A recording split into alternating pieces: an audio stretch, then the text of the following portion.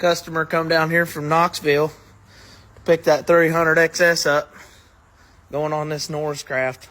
Boy, it's a pretty boat.